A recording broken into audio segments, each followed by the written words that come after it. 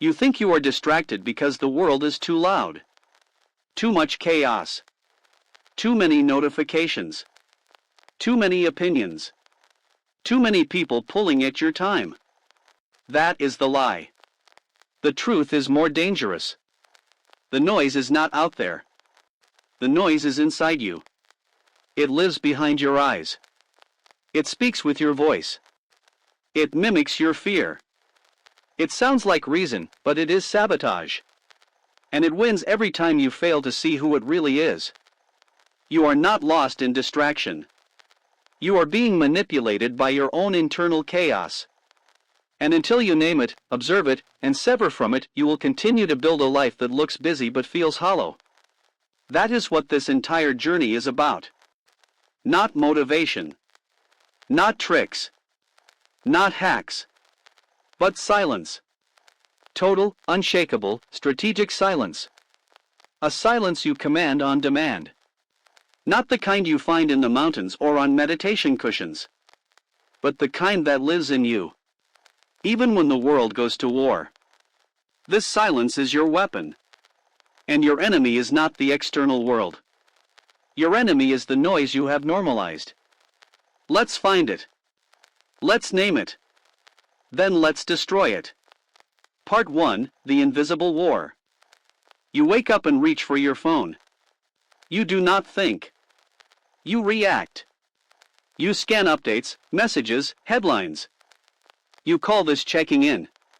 But really, you are checking out. Each input becomes a thread. Each thread pulls your mind a little further from itself. Before you even stand up, you've already handed your mind to the algorithm, to someone else's urgency, to the digital echo of everyone else's chaos. You feel foggy. You call it low energy. But it's not lack of energy. It's noise saturation. Your thoughts are not your own. Your mood is not yours. Your choices are echoes. You are a mirror, not a commander. This is what most people never realize. The enemy does not kick in the door. It whispers. It creeps in through repetition. It makes you think it's helpful. It rewards your compliance with shallow pleasure. And once your identity is built on noise, silence feels threatening. You resist stillness. You panic when it's quiet. You open apps, turn on background noise, jump into tasks, anything to avoid hearing your own mind. But silence is not the threat. It is the cure. And your job is not to fight the world. It is to clear the space within you so the world can no longer control you. Part 2, Name the noise. Noise is not just sound. It is friction. Mental, emotional, cognitive friction. Here's what noise looks like in your real life. Ruminating about something you cannot change. Replaying an argument in your head. Wondering what others think about your decisions. Jumping from idea to idea without completing any. Comparing your progress to someone else's timeline. Consuming more than you create. Saying yes when you mean no. Feeling restless when you try to sit still. Avoiding moments alone without distraction. Needing music or input to focus. All of that is noise. And you've trained your nervous system to need it. Not because it serves you, but because it gives you a false sense of momentum. You mistake stimulation for movement. You feel busy, but you are drifting. You feel overwhelmed, but you are addicted to overwhelm. You feel behind, but you never stop to realign. This is how the spiral sustains itself. Until you name it. Until you stop calling this chaos normal. You must reclaim the definition of peace. Peace is not passive. It is not boring. It is the most powerful frequency on earth. Because it puts you in full command of your focus, your state, and your choices. And that terrifies the noise. Part 3, The Silence Commitment. You will not silence the inner noise all at once. But you can start to separate from it. And to do that, you must build the discipline of internal stillness. This is not meditation. It is not breathing to relax. It is not spiritual performance. It is tactical command. You must sit. Without input. Without expectation. Without escape. And you must observe. Let the noise rise. Let the discomfort swell. Do not label it. Do not run from it. Do not fix it. Just sit with it. And soon you will start to see it. Not as you, but as the false you. The version built from noise, fear, scarcity, control. And when you see it, you no longer have to obey it. This is how silence wins. Not by forcing quiet, but by giving space for truth to emerge. You will find the real voice, the one buried beneath habit and reactivity. And it does not scream. It does not panic. It does not beg. It speaks clearly. It speaks directly. And it only shows up when the noise finally leaves. Part 4, begin now. You will begin today. Not later. Not when things slow down. Now. Here's how. First 5 in full silence. Before anything else in the morning, sit in total silence for 5 minutes. No scrolling. No talking. No movement. This is your return. Interrupt one input loop. Pick one input you always react to: email, social media, texts, and delay it for 1 hour. This is your disruption. Name the noise once a day. Anytime you feel off, pause and ask, what noise am I letting in right now? This is your awareness. End the day with a void. 10 minutes before bed, no content, no stimulation. Just breathe, stretch, or sit. This is your surrender. Silence is not what happens when life goes quiet. It is what you choose to create. So life cannot pull you apart again. This is where your power begins. Not with words. Not with action. But with refusal. Refusal to let your mind be owned by noise. You are not late. You are just starting for real. For the first time. Welcome back. You do not lose to chaos in one big moment. You lose to the spiral. The subtle descent. The invisible decline. The slow drift from clarity into noise. No one wakes up and decides to abandon themselves. It happens inch by inch. Through 100 small reactions. Each one feels harmless. Each one feels justified. And then suddenly, you are overwhelmed, unfocused, unmotivated, exhausted. You do not know how you got here, but you feel like a stranger in your own life. That is the spiral. And you must learn to see it before it devours you again. The anatomy of collapse. It starts with something small. You check your phone out of habit. You scroll longer than you meant to. You feel a little more scattered than you'd like. But you don't stop. You say, just for a few more minutes.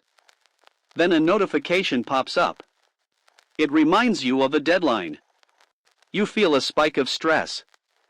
You tell yourself, I'll get to that later. Then someone texts you something annoying. You replay it in your head. You imagine all the things you should have said. You feel tight, unsettled, angry. But you move on. You start your task. But now you are already drained. Not physically, but mentally fragmented. Your focus is gone. Your energy is split. Your clarity is buried. You try to push through. You force yourself to be productive. But your output feels dull, sluggish, pointless. So you pause. You open your phone again. You search for relief. Another scroll. Another video. Another dose of someone else's life. The spiral deepens. You wonder why you feel stuck. You wonder why your goals feel distant. You wonder what happened to the version of you that used to be on fire. But you already know the answer. You just don't want to say it out loud. You have surrendered your attention. And when you surrender your attention, you surrender your entire life. 2. Pattern interrupt, the door in the spiral. This is not about discipline. Not yet. It is about interruption.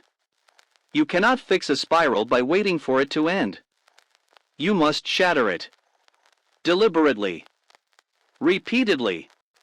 Every time it begins.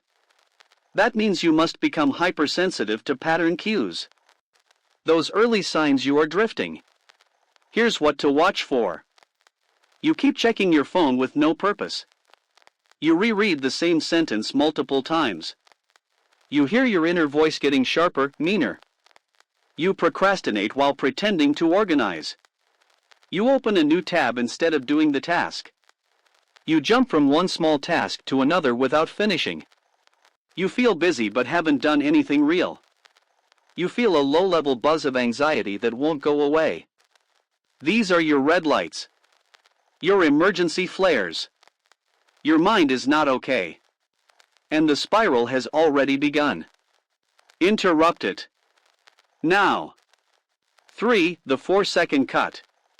You need a fast weapon. Not a meditation. Not a motivational video. Not a journaling session. Those are great, but they're too slow once the spiral begins. You need something immediate. Something your brain can't argue with. Something that slices through the pattern in less than 5 seconds. Use this. Stand up. Say out loud, "This is not me." Then take one sharp breath. In and out. That's it. This micro-action does 3 things. Physically disrupts the state, you change posture and breath. Verbally interrupts identity, "This is not me" signals a new frame.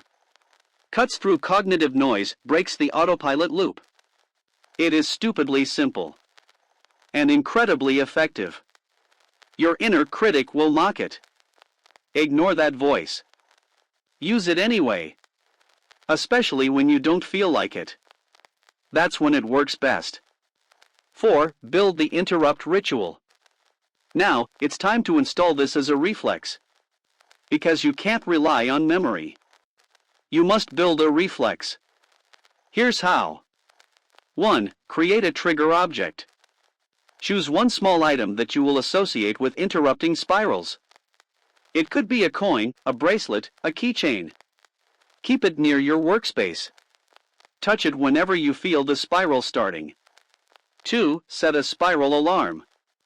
Every 90 minutes, set a gentle chime on your phone. When it rings, stop and ask, "Am I leading my mind or is my mind leading me?" This resets your awareness. 3. Track the interrupts. Every evening, write down how many times you interrupted a spiral. Not to judge, but to reinforce awareness. Awareness is your new superpower. 4. Interrupt before you spiral. The real mastery is interrupting before you spiral. You'll feel the edge. That moment of tension, resistance, or fatigue. Interrupt it there. At the front door. Before it becomes a storm. VS silence is not just calm, it's precision. You think of silence as soft, gentle, passive. But real silence is precision. It's the ability to control your own internal mechanics. When everything else tries to hijack them. That's what the interrupt gives you. Precision. Not delay. Command. Not coping. You stop being reactive. You become responsive. You move with intention. You are no longer pulled by the spiral. You become the one who breaks it. This is your power. And the more you practice it, the shorter your spirals become. Until one day, they stop showing up. Not because the world got quieter, but because you did. 6. Practice assignment. Start today. 3 simple steps. Interrupt 3 spirals this week, use the 4-second cut each time. Design your trigger object, assign it and place it near your work. Name the moment, say out loud, this is the spiral. I cut it here. Repeat it until it becomes instinct. Silence is not found. It is created. And now, you are the one who creates it. You lose the day. In the first 5 minutes. If you don't decide who you are. Before the world tries to tell you. The invisible theft. It starts when you wake up. Before your feet hit the ground. Before your thoughts are even yours. You check your phone. Just for a second.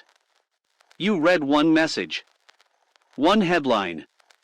One notification. And in that moment, you are no longer alone with your mind. Someone has spoken to you. Before you spoke to yourself. And without realizing it, you've been programmed. Now the world owns your frame. Your urgency. Your emotion. Your attention.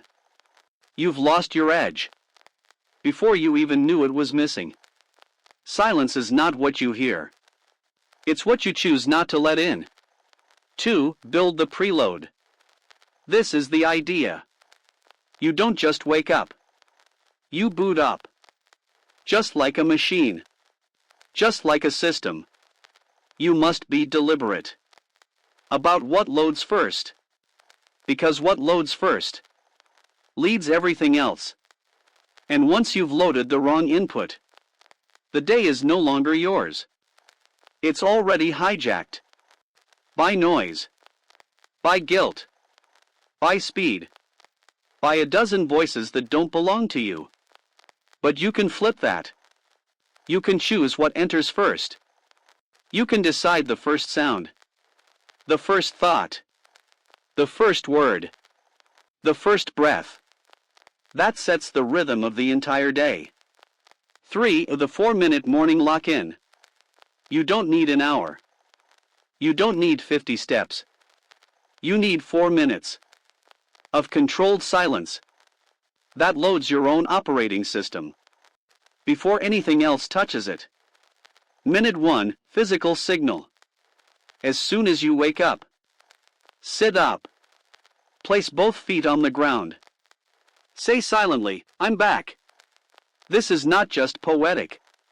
It's neurological. You're giving your brain an identity cue. The system is reactivated. Minute 2, breath alignment. Inhale for 4. Hold for 4. Exhale for 6. Repeat 3 times. No phone. No distraction. Just breath. You are synchronizing physiology and focus. Minute 3, internal instruction. Speak one sentence out loud. Designed the night before. It must be short, active, identity-based. Examples. I execute with clarity. I do not delay. I lead from calm. This is your mental anchor. Minute 4, stillness scan. Sit for 60 seconds. Eyes open or closed. Do nothing. Just observe the urge to grab your phone. Watch your mind fidget. Do not move. Do not feed it. You are training sovereignty over impulse. You've just loaded your system. Not theirs. You've placed your identity before your obligation. Your breath before their noise. Your command before their demand. This is not morning routine. This is morning defense. You are not here to start soft. You are here to start sharp. 4. The first thought decides the frame. Here's a brutal truth. The first thought you consciously repeat is the anchor for your emotional chemistry. If the first thought is, I'm behind. I have too much to do. I can't believe I have to. Then everything that follows will align with that tension. But if your first thought is deliberate, I move with power. I own the next hour. I protect my peace first. Then your brain matches that rhythm. Your day follows your declaration. not your calendar. V. Protect the window of solitude. There is a sacred window between waking and working. Most people erase it. With screens, with stress, with speed. But if you hold it, even for 10 minutes, you gain a power most people never touch. This is the moment when your subconscious is most programmable. Your decisions are least polluted. Your attention is most fluid. Your inner voice is loudest. If you don't protect this moment, everything else becomes reaction. So do this. No phone. No internet. No input. Until you have output. Write one sentence. Speak one sentence. Move with one act of creation. Then the day begins. 6. Morning preload ritual blueprint. 1. Prepare night before. Write down your I am sentence. Place your phone away from your bed. Set one clear task as the day's target. 2. Trigger setup. Put your journal or notebook next to your bed. Place water beside it. Set ambient lighting to ease waking. 3. Commit to 7-minute delay. From the moment you wake up, delay the world by 7 minutes. This delay is your fortress. Your mind is a battlefield. You start it unarmed if you check your phone first. 7. The quiet that makes you unbeatable. Here's what no one teaches you. Most people don't need more motivation. They need less mental pollution. The reason you feel unclear is not because you're unmotivated. It's because your brain never got to be alone with itself. You wake up, and you're immediately online, plugged in, reacting, scanning. But greatness is not reactive. It is premeditated. It is loaded. It is built on silence. Real silence. Not sitting in a quiet room, but choosing not to be programmed by anything that doesn't serve your highest self. You don't need to wake up earlier. You need to wake up stronger. The world can wait. You come first. You are not your thoughts. You are the force that decides which thought gets to live. I are the voice that doesn't shut up. You wake up before your eyes even adjust. There it is again. The commentary. The criticism. The barrage of judgments. Fast. Loud. Relentless. It tells you you're late. That you're behind. That yesterday's effort was weak. That you should have done more. That you're not where you need to be. And before your day even begins, you're already exhausted. Not from action, but from the dialogue in your own skull. This is the real war. Not out there, but in here. And most people don't even know. That voice isn't them. 2. Your brain is a habit loop. Understand this. Your brain is not designed to make you powerful. It's designed to make you safe. And safety, according to its outdated programming, often means criticism, worry, preemptive failure. Because if you doubt yourself first, you won't be shocked when others do. That's the primitive logic of your inner critic. But that logic is a lie. And you must replace it. Deliberately. Ruthlessly. Repetitively. 3. The rule of interruption. When a looping thought appears, you don't argue with it. You don't debate it. You interrupt it. Not with logic. With pattern break. Like this. You hear, I'm not ready. You say, still moving. You hear, this will work. You say, prove it anyway. You hear, I can't focus. You say, anchor breath now. These are not affirmations. They are interrupt commands. Short, aggressive, immediate. They don't need to be poetic. They need to be disruptive. Your job isn't to soothe the critic. Your job is to replace the rhythm it's trying to install. 4. Install a new rhythm. The brain speaks in loops.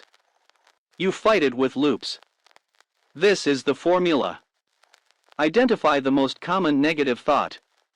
Create a one-line reversal that is physical, present tense, identity-driven. Repeat it out loud during 3 fixed times a day. Example: negative, no one listens to me. Replacement: I speak with precision and presence.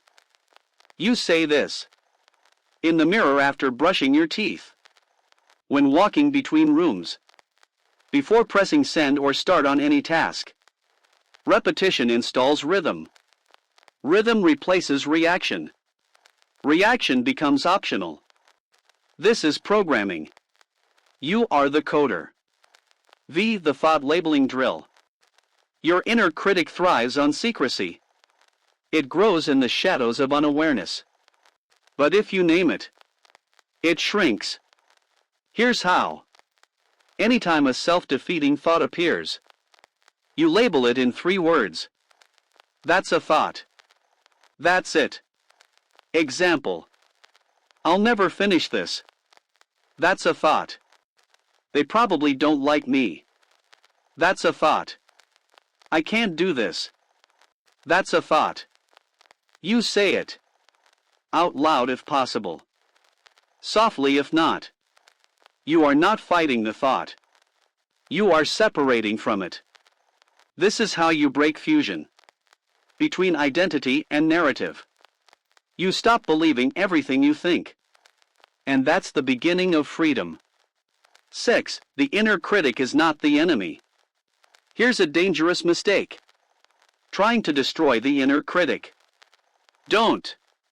Because that voice, as misaligned as it is, was originally designed to protect you. It's outdated. But it's not evil. So instead of war, train it. Like a wild horse. Bring it under command. Not with shouting, but with structure.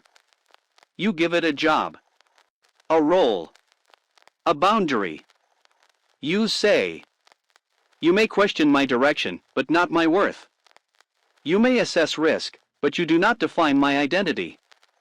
You are a signal, not a sentence. 7. Train the tone.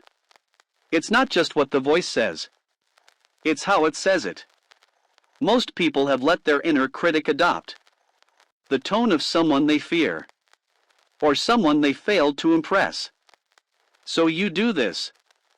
Pick a tone you admire: calm, focused, tactical. Rewrite the same critical thought in that tone. Speak it aloud in that tone twice a day. You're not deleting the voice. You're retraining its tone. You're not a victim of this voice. You are its architect. 8. Your brain can be trained like a muscle. Your thoughts are not mystical. They are patterns. And patterns can be overwritten. But it requires volume, repetition beyond comfort. Velocity, fast interruption, not slow reflection. Vividness, you must speak, move, write, not just think. Train your brain like an athlete trains their movement. Deliberate, structured, consistent. You are not just thinking. You are scripting. 9. When the voice comes back loud, it will return. It always does. In moments of exhaustion, of risk, of delay. But now you know it's a loop. Now you have tools. You don't listen. You don't indulge. You execute the drill. You breathe. You disrupt. You re-anchor. And if that fails, you act while hearing the doubt. Because motion overpowers mental noise. Silence is not always absence. Sometimes it's dominance. In a noisy world, your silence is not absence, it is a weapon. Why silence feels so unnatural. Pause for just 5 seconds. No music. No movement. No distraction. Just stillness. What rises? A rush of thoughts. An itch to check something. A low buzz of discomfort. And maybe even fear. Because silence exposes what distraction hides. This is why most people rush into noise the moment they wake up. The scroll. The playlist. The cluttered to-do list. The race to nowhere. But silence, if reclaimed, becomes a mental edge sharper than any hack. You don't need more tips. You need a ritualized pause. That fractures your momentum before it drags you under. 2. The moment before matters most. Most people try to fight overwhelm after it begins. You don't. You strike before the spiral. Just like a soldier keeps one finger on the trigger. You keep your attention on the pre-moment. That tiny flicker before. You grab your phone. You say something you regret. You jump into the flood of tasks. That's where you place the pause. And in that pause, you gain power. Because the moment before action is where identity is chosen. 3. Define the pause. A micro-pause is a deliberate moment of stillness, inserted between a trigger and a reaction, no longer than 5 to 10 seconds, loaded with decision power. It is not meditation. It is not relaxation. It is weaponized stillness. You use it like armor. To deflect reflex. To restore clarity. To override programming. Think of it as a pressure valve. You release it before the explosion. 4. Train the pause reflex.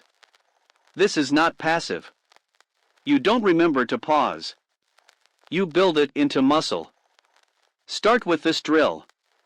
Drill name, pause before touch. Before you touch your phone, pause 5 seconds. Before opening any door, pause 5 seconds. Before replying to anything, pause 5 seconds. You don't analyze. You just pause. You don't think. You just breathe once, slow. Then move. But move with awareness. This rewires your brain. From compulsive reaction to responsive control. The anchor phrases during pause. A silent pause is powerful. But a loaded pause is unstoppable. Use a short phrase during your micropause. Not a mantra. A command. Try these. Choose your direction. Nothing owns me. Presence over panic. Silence first. Action second. You're not calming yourself. You're commanding the system. You're no longer at the mercy of default wiring. You're driving it. Minute by minute. 6. Insert strategic silence into daily zones.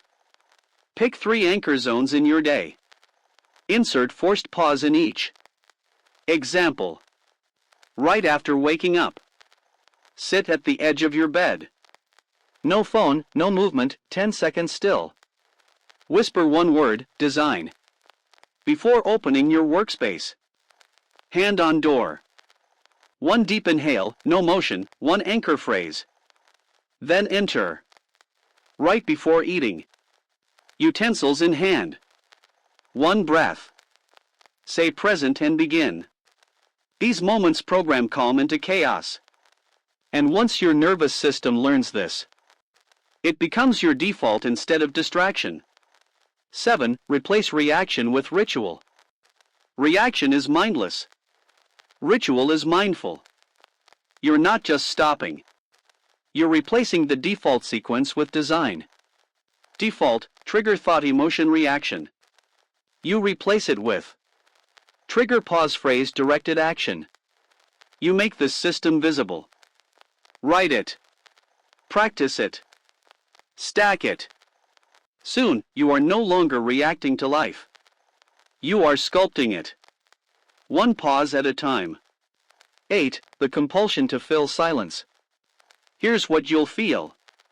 A pull to break the silence early. To escape it. To rush through it. That's the test. Sit through the silence. Even when it burns. That's when it transforms you.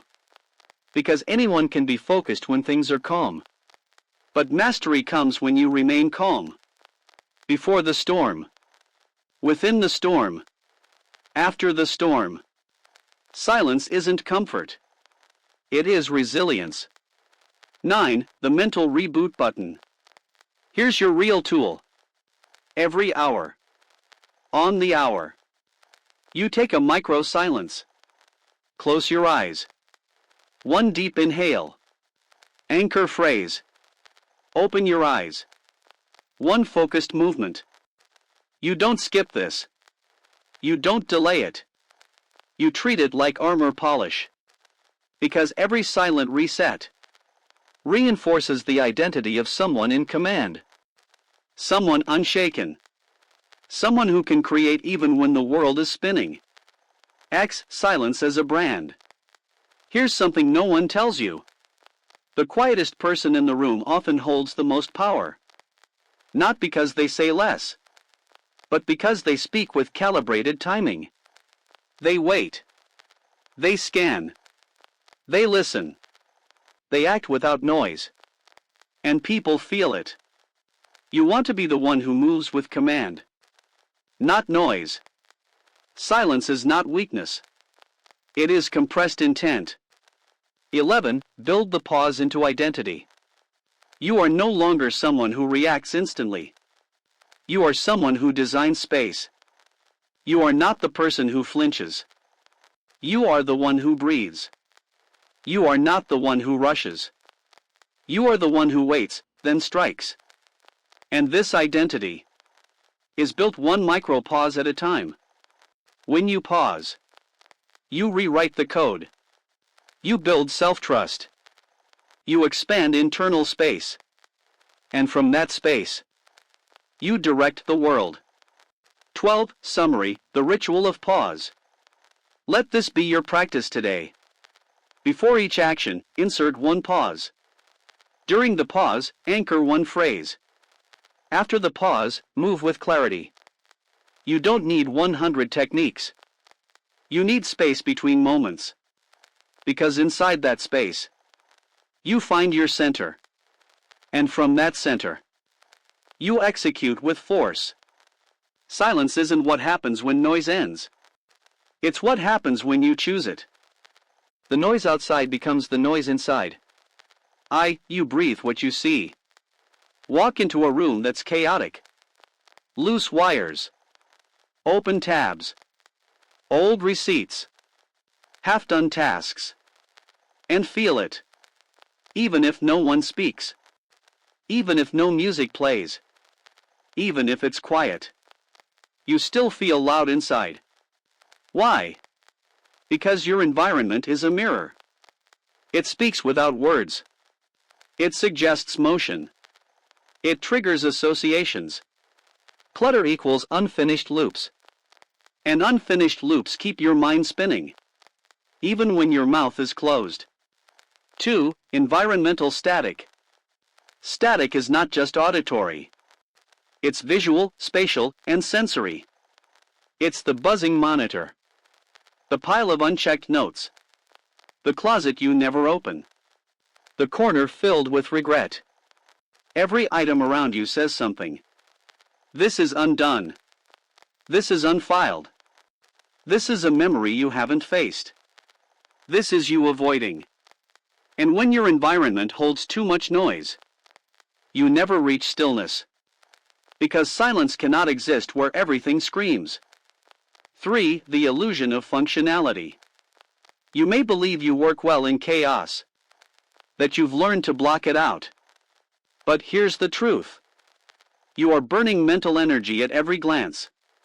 Each distraction costs you attention. You're filtering constantly.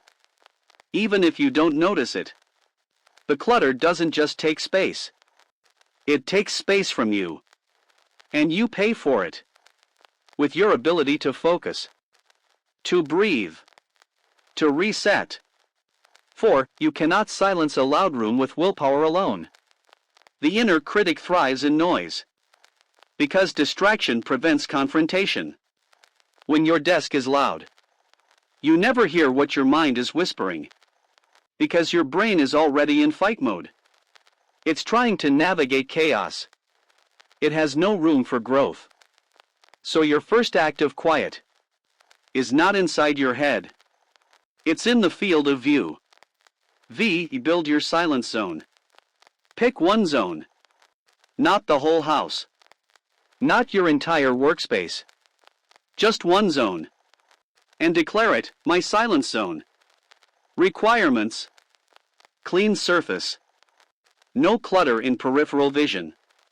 One intentional object only. Clear airspace above and around. No digital light unless necessary. This zone is your reset.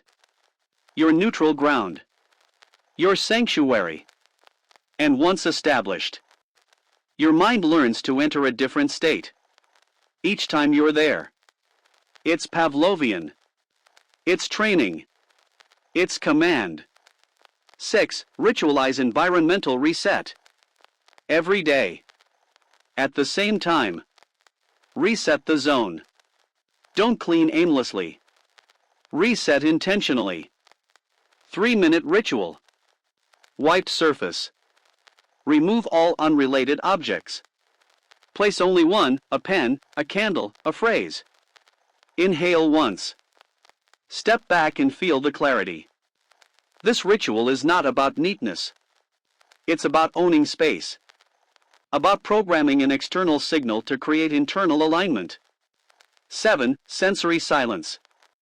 Silence is not absence of sound. It's absence of sensory overload. Kill the blue lights.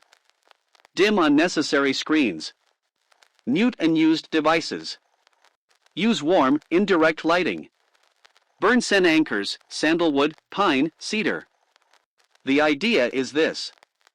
When you enter this space, your senses decelerate. You move from speed to slowness. From static to clarity. From outer clutter to inner coherence. 8. Protect the zone with boundaries.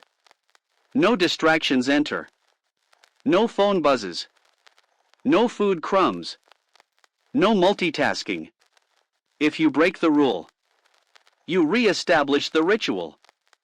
This tells your brain. This space matters. This boundary is real. And boundaries, when respected, become identity. You become someone who protects space.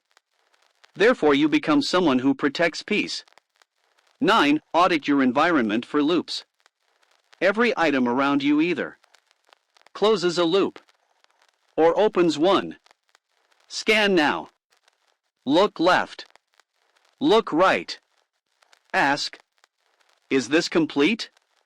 Is this resolved? Is this a future I'm avoiding? Remove or resolve anything that opens mental tabs. You cannot operate at full clarity if your environment is a list of things you refuse to finish. X. Create a visual mantra. In your silence zone, place one line. Visible always. Short. Intentional. Examples. Decide what matters. Stillness is strength. One breath. One move. Nothing moves me. It becomes a visual anchor. Something your brain grips when doubt rises. When noise creeps back. When you're about to spiral. Let your environment speak calm. Not chaos. 11. Momentum through stillness. The cleaner your zone, the sharper your action. You don't waste time choosing. You don't fight the desk. You don't shuffle papers. You just begin. Because your environment becomes a launchpad. Silence becomes not absence, but compression. Potential. Readiness. Your pause becomes a pulse. 12. Minimalism is not aesthetic, it's performance. Forget trends. Forget social media desks. You strip the environment. Not to impress, but to focus. Every item adds weight. Every object costs attention. You remove to rise. You discard to decide. And when you stand in your cleared space, There is only now. Only motion. Only power. 13. Space reflects self-respect. Clutter is not random. It is a signal. It says, I'm not worth clarity. I don't finish. I accept noise. but when you clean with command, You say, I direct my energy. I respect my time. I protect my quiet. This is not cleaning. This is calibration. 14. Environmental control as daily discipline. If you control space, you control sequence. You control state. Your morning begins in silence, because the room allows it. Your work begins in focus, because the space demands it. You create before the world speaks. You move before chaos enters, because you designed the zone. To serve the self, you are becoming. 15. Build the zone. Protect the zone. Return to the zone. Today, pick your space. Empty it. Build it with intent. Use it daily. never contaminate it with chaos. Your mind will thank you. Your nervous system will calm. Your creative fire will sharpen. Silence isn't somewhere you escape to. It's something you build. Right where you stand. You are not just what you think. You are what you hear when you are alone. The noise that named you. Before you spoke your first word, you were already hearing tones, commands, judgments, expectations. They came in voices that shaped the atmosphere. Of home, of school, of silence between scolding and approval. Your identity wasn't born only from your choices, But from what the noise said you were allowed to be. 2. Identity is shaped in echoes. Imagine this. A child draws. Someone says, you're not an artist. He puts the pencil down and never picks it up again. Not because of logic, not because of evidence, But because the sound of that sentence took root deeper than fact. Now fast forward. That echo remains. And when he thinks of trying again, he hears the noise, not the truth. 3. The mind is a tape recorder. It doesn't just recall facts. It replays tones. Every sarcastic voice, every impatient sigh, every label given in haste, becomes an imprint, a background loop. You begin to act according to what you've heard, not what you've chosen. You become a reflection of noise. And the worst part? You think it's your own voice. For the inner critic is a borrowed voice. That harsh self-talk? That relentless doubt? That shaming whisper when you try something new? It didn't originate inside you. It was imported. And now it's on autoplay. Because no one ever told you. You could eject the tape. If you want to change identity, change the soundtrack. New thoughts won't last. If the environmental track stays the same, you try to affirm, I'm capable. But your space says, you're behind. You try to believe, I'm enough. But your routine says, rush or you're failing. Words are weak when the world you move through contradicts them. 6. Design a sound identity intervention. Start here. Step 1. Identify the loudest sentence you still live under. It may sound like, you always mess things up. No one takes you seriously. You'll never be consistent. You're not built for this. Write it down. See it. Don't flinch. Because you can't erase what you haven't faced. Step 2. Trace the voice. Whose voice is that? A teacher? A parent? A peer? A younger you? When did you first hear it? And why did you believe it? Locate the source. And say this out loud. This sentence is not mine. I release it. Step 3. Replace with a new track. But not with fake hype. Not with fake positivity. Instead, choose a line rooted in evidence, in effort, in endurance. Examples. I finish what I start. I make room for silence before I act. I rise, no matter how many times I fall. I don't ask for confidence. I build it. Repeat it. Out loud. In motion.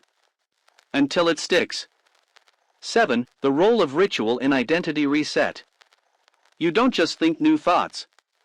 You move with them. You ritualize them. Ritual locks identity. Wake up. Touch the same object.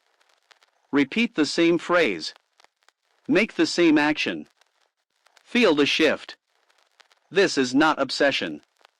This is alignment. Your morning becomes your mirror, not your memory. 8. Build a library of sound that rebuilds you. Curate your audio inputs. Delete voices that drain. Mute platforms that shame. Clear noise that repeats failure. Instead, create a sound library that affirms. Record your new phrases. Play them back in your own voice. Listen before sleep. Whisper during strain. Let your ears carry the version of you that your soul knows is real. 9. Audit the identity triggers in your space. Your desk. Your phone layout. Your music. Your lighting. Your notifications. Every input carries identity implications. Ask yourself, what identity does this object feed? If it fuels doubt, remove it. If it supports self-command, keep it. If it echoes shame, replace it with strength. X. You are the editor of the inner narrative. This is not about denial. It's about authorship. You don't erase all pain. You just choose the volume. You don't pretend the critic never existed. You just stop giving it the microphone. You are not the noise. You are the one choosing what plays next.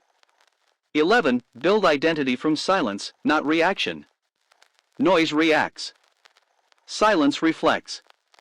When you act from noise, you repeat patterns. You prove others right. You become the echo. When you act from silence, you choose. You disrupt. You become the original voice.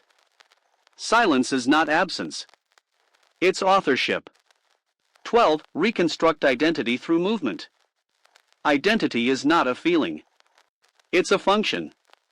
You move as the person you want to be. Before you feel ready, you walk like them. Breathe like them. Speak like them.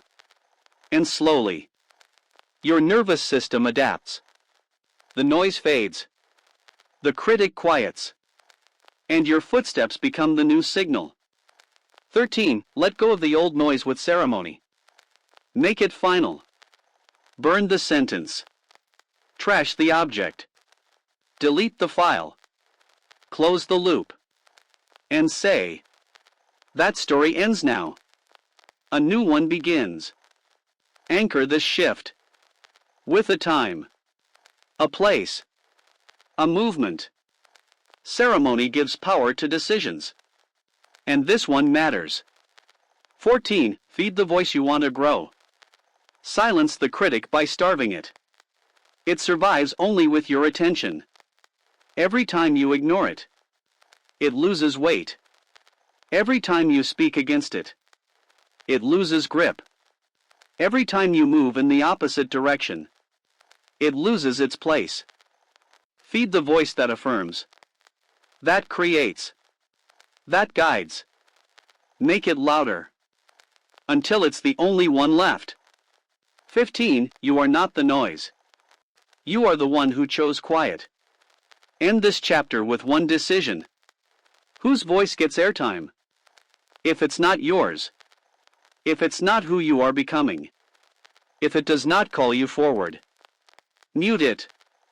Reclaim authorship. Write the new script. In silence. In strength.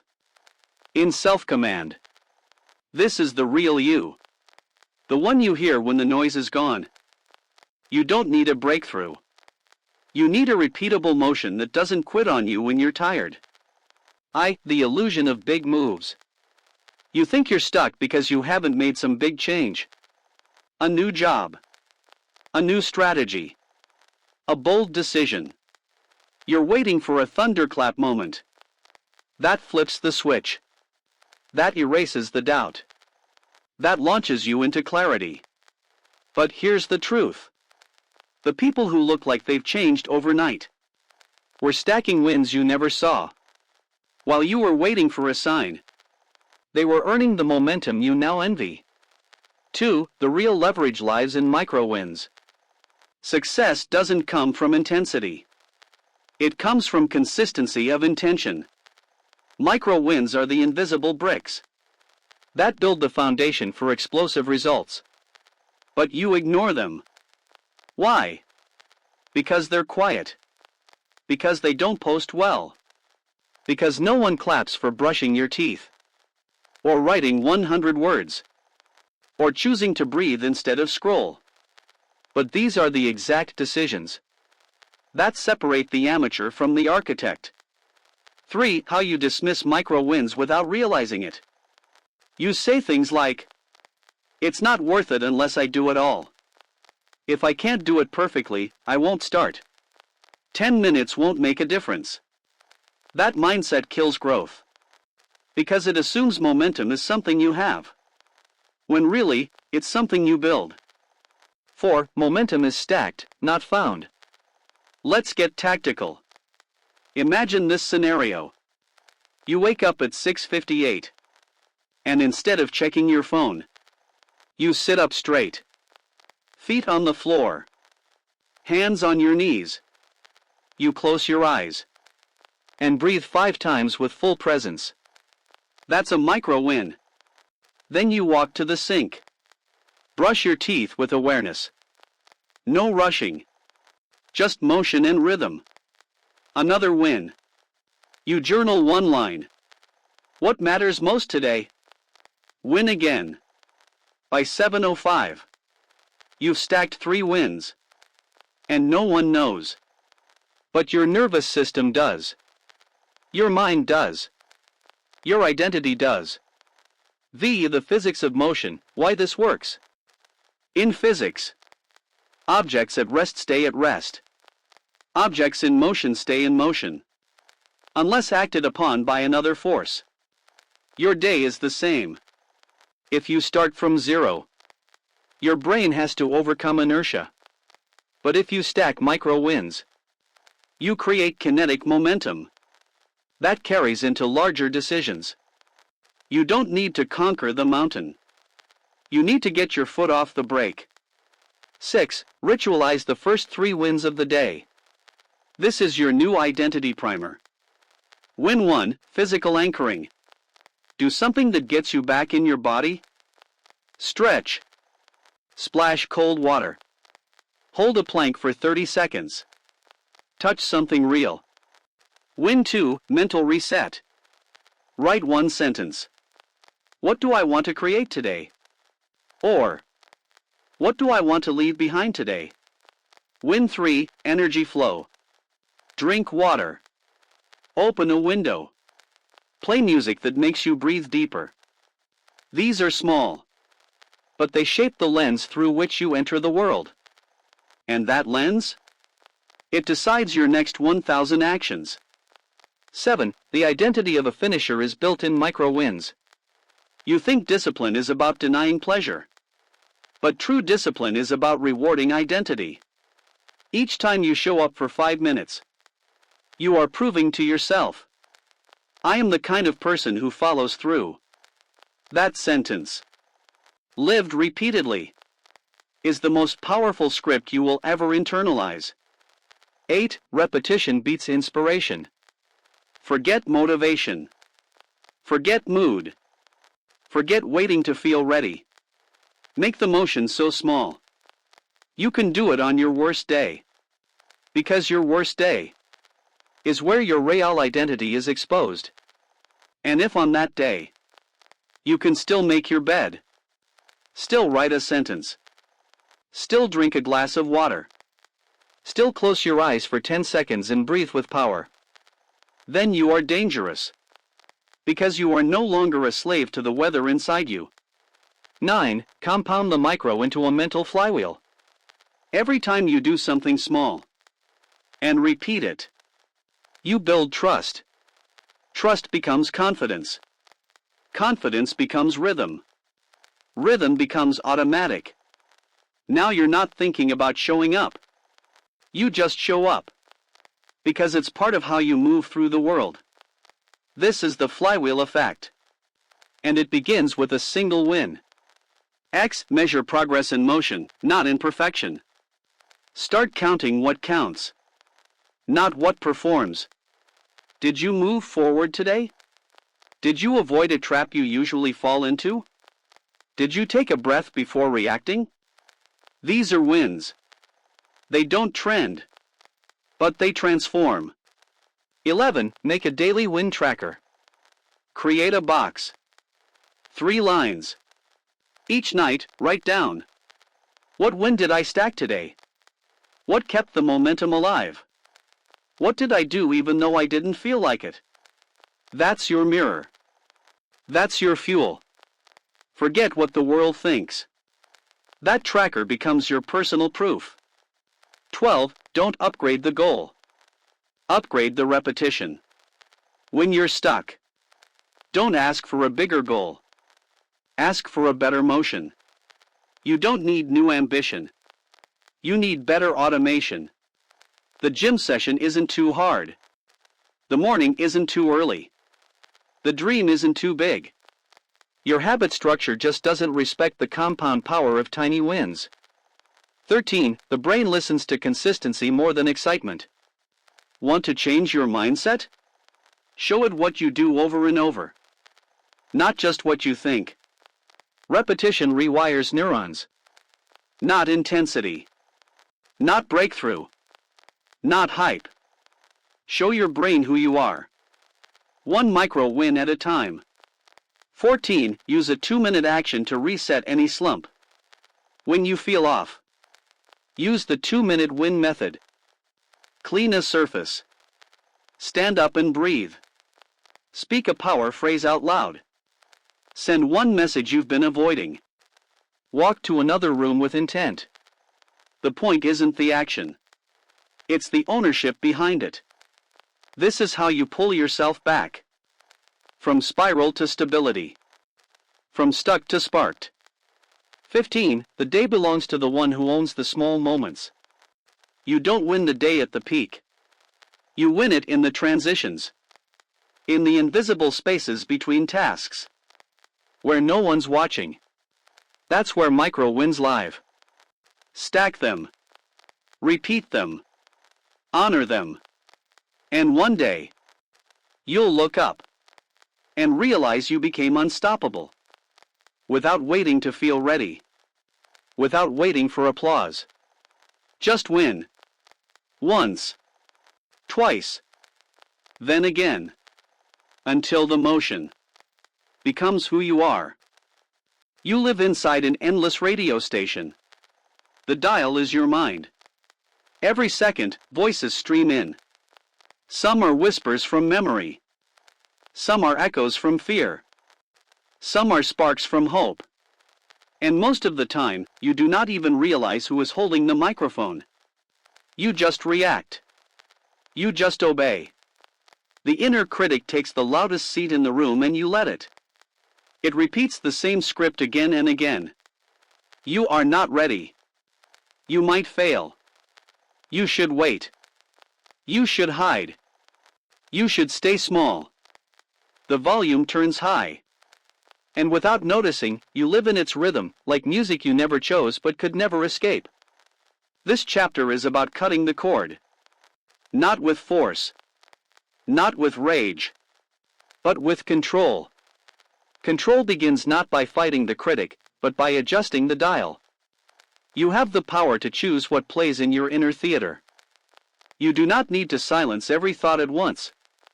You do not need to erase the voice completely. You only need to lower the volume. You need to raise others. You need to select. Silence is not emptiness. Silence is clarity. Silence is when the critic no longer leads the orchestra, but becomes just one small instrument in the background. Picture this. You wake before dawn.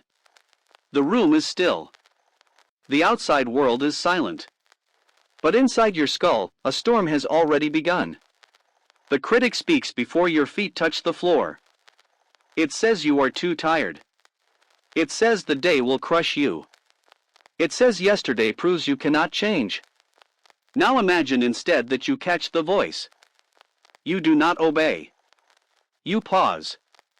You see the critic not as your identity, but as static. And you turn the knob. The words become faint. The space grows wider. Into that silence, another voice rises. A calmer one. A stronger one. It tells you to move. It tells you to breathe. It tells you to take the first action. That is control. That is the beginning of freedom. To master this, you will use a simple cycle: identify, isolate, interrupt, and replace. First, identify. You must notice the script. You cannot fight what you cannot name. When the critic speaks, label it. Say inside yourself, that is not me. That is the critic. The act of naming creates distance. Suddenly the voice is not your identity. It is an intruder. And intruders can be removed. Second, isolate. Do not let the voice flood the whole space. Imagine it comes from a corner of the room. Shrink it to a single point. You may even picture it as a tiny figure with a weak megaphone. When you isolate, you see its true scale. It feels less overwhelming. It becomes manageable. Third, interrupt. You break its rhythm. This can be physical. Snap your fingers. Clap your hands. Stand up. Shake your body. Or it can be verbal. Say out loud, stop. Or breathe with force. The interruption cuts the chain of repetition. It proves to your brain that you have authority over the broadcast. Fourth, replace. Into the empty space, you insert a counter message. This is where silence begins to serve. You do not need to shout. You do not need to battle. You just whisper a chosen phrase. Something like, I choose action. I decide my pace. I hold the power. Whisper it. Repeat it. Make it steady. The critic will try to return, but its volume lowers each time you replace with selection. This cycle is not theory. It is a weapon. Each time you use it, you rewire. Each time you practice, the critic loses dominance. You move from chaos to calm. From noise to choice. Now let us deepen this with micro-practice. Imagine you sit at your desk. The critic begins, you will never finish this. You catch it. Identify, that is the critic. Isolate, it is just a voice in the corner. Interrupt, you stand, stretch, breathe. Replace, you say softly, I finish what I start. Then you act. You write one line. You complete one task. The critic grows weaker. Not because you fought harder, but because you selected silence. The key is speed. Do not let the critic loop for long. The faster you identify and interrupt, the faster silence arrives. With time, your brain adapts. The critic becomes background static, easy to ignore. And into that silence flows new energy.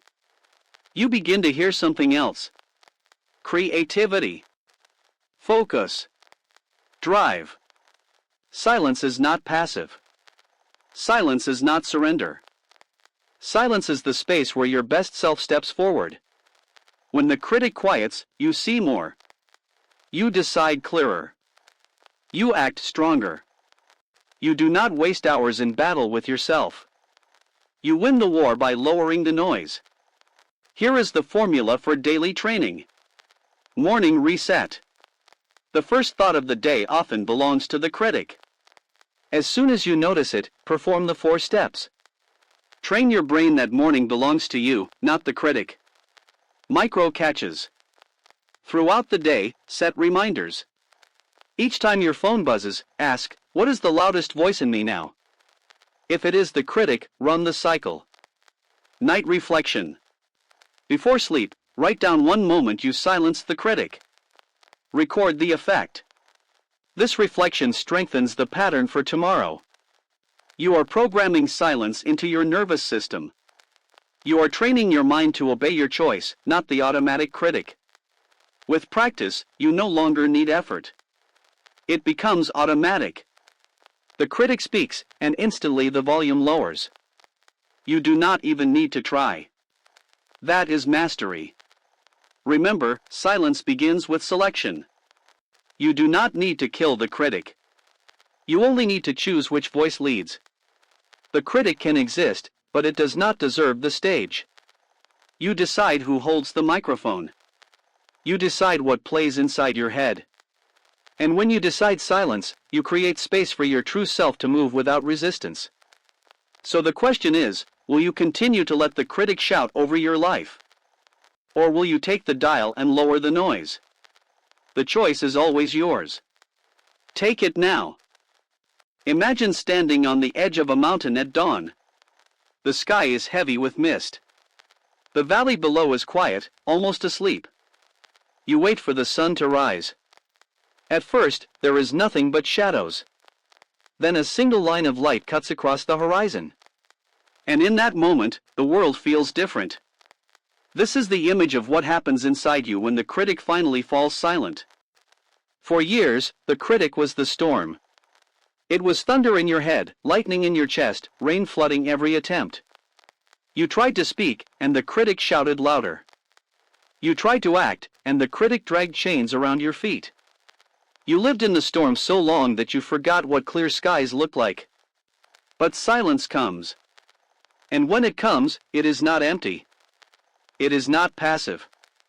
It is the strongest force you will ever hold. Because silence means the storm has lost its command. Silence means you are in control of the volume knob. Silence means you hear the one voice that matters, your own. Here is the paradox: you cannot kill the critic. You cannot erase doubt forever. What you can do is outgrow it. You can learn to let it speak while you keep moving. You can learn to notice it without obeying it.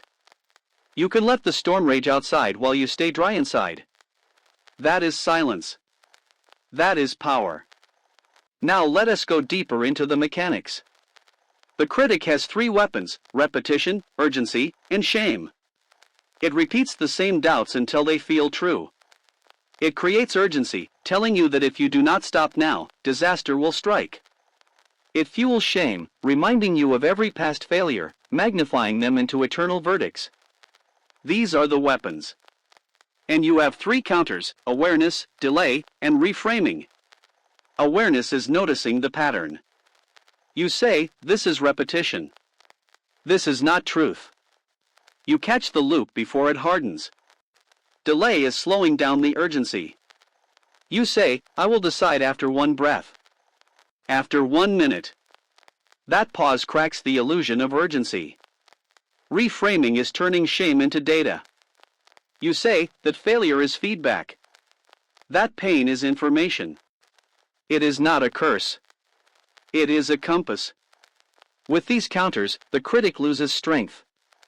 It will still whisper. But whispers cannot control your life. Let us ground this in story. A young artist wants to share her painting online. The critic screams, they will mock you. They will see every flaw. They will call you fake. She almost deletes the file. But then she remembers awareness. Delay. Reframe. She says, this is the critic repeating. I will wait 60 seconds. In the pause, she breathes. The urgency fades. Then she reframes, even if they laugh, I learn. Even if they ignore it, I grow. She posts. Hours later, someone writes, this inspired me. A single voice outweighs 1,000 critics. That one post changes her trajectory. A runner prepares for a marathon. The critic shouts, you will quit halfway. You will collapse. You do not belong here. But he notices. He says, that is awareness. He delays the fear, one step now, not the whole race. He reframes, even if I collapse, I am stronger than yesterday. He runs. He finishes. Silence rides with him across the line. An entrepreneur stands before investors. The critic hisses, they will crush your idea. They will laugh at your numbers. They will see through you. His chest tightens. But then he applies the method. Awareness, this is shame dressed as prediction. Delay, I will breathe before I speak. Reframe, even rejection is direction. He pitches. The room listens. One investor nods. A door opens. These stories prove something essential. Silence is not a reward you wait for. Silence is a skill you train. Each time you identify the critic, each time you lower its volume, you build the muscle of silence. And muscles grow with repetition. So here is your final silence protocol. Name the critic. Give it a name. Not your own. Something absurd if you wish. When it speaks, say, thank you, Bob. Or, not today, Shadow. Naming separates you from it. It is no longer your identity. It is just noise. Script the replacement. Write down 3 lines that are yours. Example, I act fast. I grow through action. My words carry weight. Memorize them. When the critic speaks, answer with your script. Not randomly. Always the same words.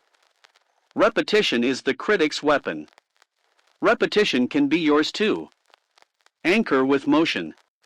Link silence to a physical cue. Snap your fingers. Press thumb to forefinger. Tap your chest once. Each time you do it, you are reminding your nervous system, silence begins now. Over time, the body learns. The cue becomes a switch. Prove with action. Silence is not built in thought. Silence is proven in steps. Send the message. Lift the weight. Make the call. Each action weakens the critic's grip. Action is louder than inner noise. When you practice this protocol daily, you discover something shocking. The critic begins to lose authority. Not because it vanished, but because you no longer bow. You no longer mistake it for yourself. It is just background static, like the hum of a refrigerator or the bark of a distant dog. It is there, but irrelevant. And in that irrelevance, you find clarity. You hear new voices. The voice of courage, telling you to try. The voice of vision, showing you what is possible.